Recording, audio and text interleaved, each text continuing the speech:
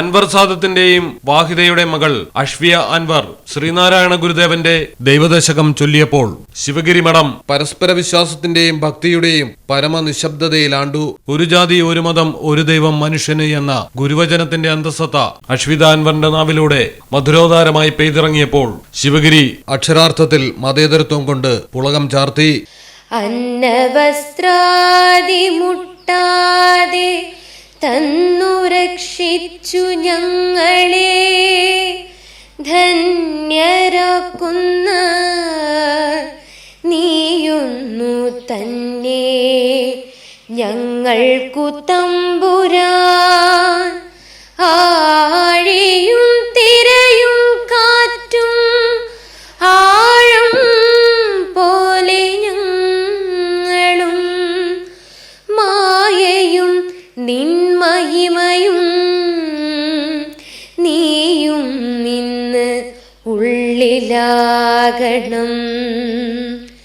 നീയല്ലോ സൃഷ്ടിയും സ്രഷ്ടാവായതും സൃഷ്ടിജാലവും. നീയല്ലോ ദൈവമേ സൃഷ്ടിക്കുള്ള സാമഗ്രിയായതും.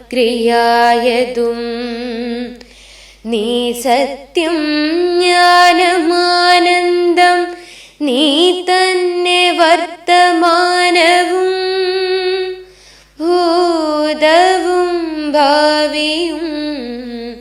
വേറല്ല ഓതുമൊഴിയും ഓർക്കിൽ നീ അകവും പുറവും തിങ്ങും മഹിമാവാർന്ന പദം പുകഴ്ത്തുന്നു ഞങ്ങളങ്ങോ.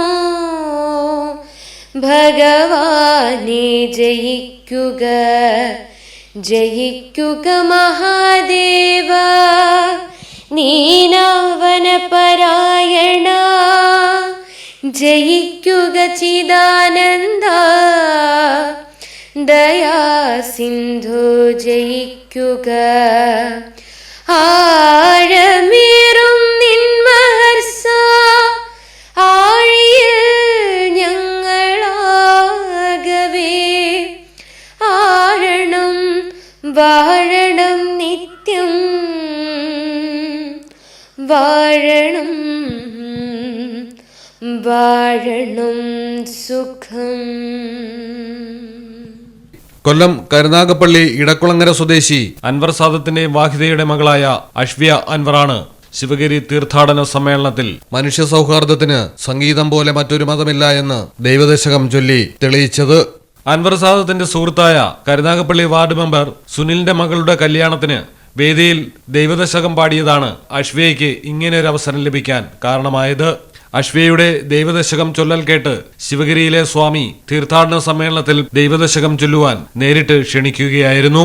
ജാതിയുടെയും മതത്തിന്റെയും രാഷ്ട്രീയത്തിന്റെയും പേരിൽ കലഹങ്ങൾ രൂക്ഷമായിക്കൊണ്ടിരിക്കുന്ന ഈ കാലത്തും ദൈവദശകം വീണ്ടും പാടപ്പെടുന്നത് മഹാഗുരുവായ ശ്രീനാരായണ ഗുരുദേവന്റെ ദീർഘദർശനത്തെ വീണ്ടും വീണ്ടും ഓർമ്മപ്പെടുത്തുന്നു. Malayalam television, Thiruvananthapuram. In the heart of Malappuram, with traditions weave seamlessly into modernity, KMT tells a story of unity. Redefining beauty, transforming generation. KMT Silks, Perinthalmanna and Kottakkal.